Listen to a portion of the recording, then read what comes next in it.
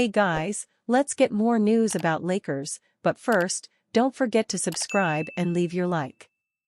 JJ Redick extremely frustrated with Lakers players after loss to the Heat. JJ Redick seemed to have it all figured out in the early part of the season. Despite not having any coaching experience in the past, Redick was doing a great job with the Lakers, leading them to a great record in the West. But now, having lost 6 of his last 8 games as head coach, Redick expressed his frustration regarding his team's performances during his press conference after a 134-93 loss to the Heat. "I can't physically get us organized. I can't physically call our reads and call out coverages. I'm not blaming players. I won this. But I need some ownership on the court as well." Redick also spoke about other subjects during his press conference, which you can check out below. On the togetherness of his team, "There's not a sense from me that we're together right now. That's what we say in the huddle. Doesn't feel that way. We're in a tough stretch. We're all trying to find it." On what has gone wrong this season defensively, there were a couple possessions where we weren't in rotation. It's funny because it felt like earlier in the year we were having trouble at the point of attack. But we've actually been better there. Now we're having a lot of trouble with our transition defense. Overall, we've been better there. We're having trouble on both ends with base-level game plan stuff. It's very odd. I don't know if that's because of travel or the lack of practice time, but to really not execute.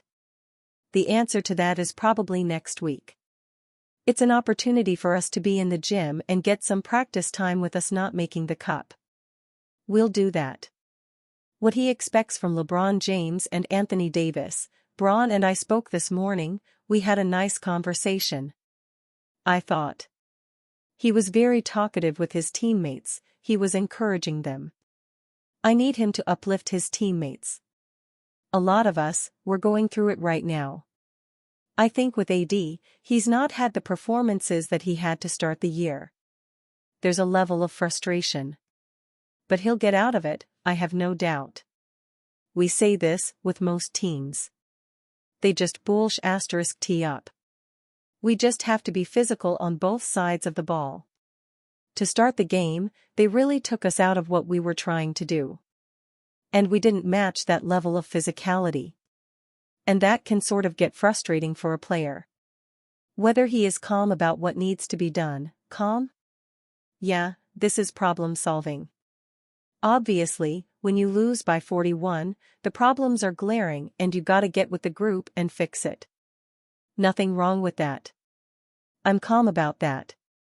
How he plans on fixing the Lakers' problems, good question. I'll talk about with my staff. Certainly talk with the group. Certainly talk with the individual guys. We have good guys and we have guys that want to win and want to play the right way. Figuring out how to do that together, that's the challenge for almost any team. When you can do it, and we've done it, you just want to get back to that, and we will. You could see and hear the frustration from Redick's expressions and tone tonight. A 41-point loss to a middling Eastern Conference team is a big blow, and the Lakers' problems were on full display tonight. Going forward, he will have to do a lot to make sure that things change. The Lakers were abysmal tonight, both on the offensive and the defensive end of the court. The Lakers shot just 42% from the field, 22.7% from the three-point line, and 73.7% from the free-throw line. Embarrassed, JJ Redick drops loaded message to Lakers after latest loss. The Los Angeles Lakers suffered a 41-point beatdown against the Miami Heat, 134-93, on Wednesday for their 6th loss in their last 8 assignments.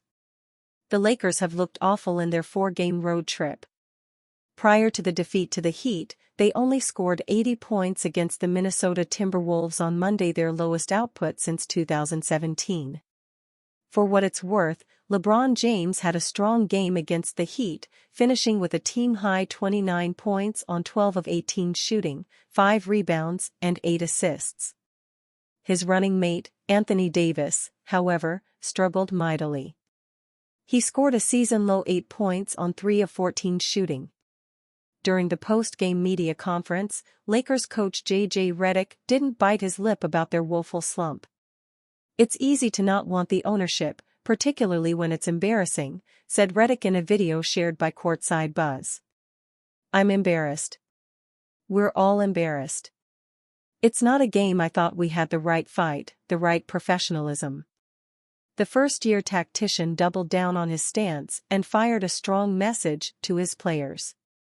"I can't physically get us organized, I can't physically be into the basketball, I can't physically talk and call out reds and physically call out coverages," furthered Redick. "I'm not blaming players, I own this. But there needs to be ownership on the court as well. There's not a sense for me that we're together right now. And that's what we say in the huddle, but it doesn't feel that way."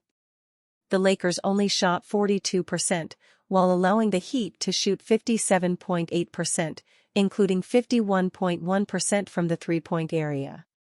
Los Angeles was also out-rebounded, 52-36.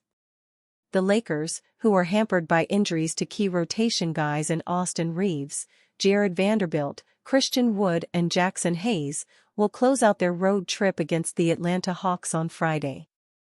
Lakers are betting favorites to acquire West Star in potential trade. The New Orleans Pelicans are facing a potential crossroads with Brandon Ingram, who appears to be contemplating his future with the team. For years, Ingram has played alongside Zion Williamson, their partnership marked by moments of brilliance yet frequently interrupted by injuries and setbacks. With just 1 year remaining on his $36.01 million contract, Ingram approaches a critical juncture that could reshape his NBA trajectory.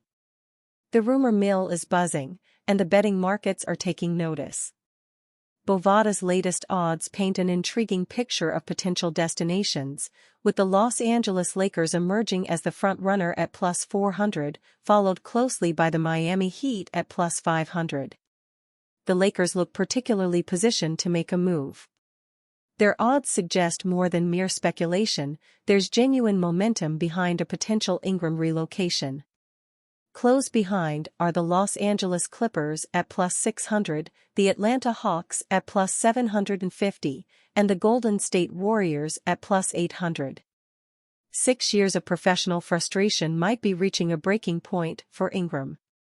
His recent alignment with Clutch Sports Group hints at potential strategic maneuvering, signaling that a significant career shift could be imminent. Ingram's value to the Pelicans cannot be overstated. As a versatile swingman, he brings critical skills that complement Williamson's explosive play. His ability to create his own shot and perform in clutch moments has been instrumental for New Orleans. Without Ingram, Williamson would lose not just a teammate, but a reliable support system during his frequent injury-related absences. But this is about more than team dynamics. As Ingram approaches 30, his perspective is shifting. It's no longer just about individual statistics, but about pursuing a championship, a goal that might require a change of scenery. For the Lakers, Ingram represents a tantalizing opportunity. While acquiring him won't be cheap, Los Angeles has strategic assets to negotiate.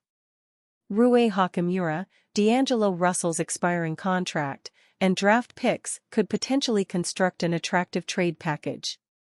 And you, fan? What do you think of the situation of Brandon Ingram? Leave your opinion in the comments.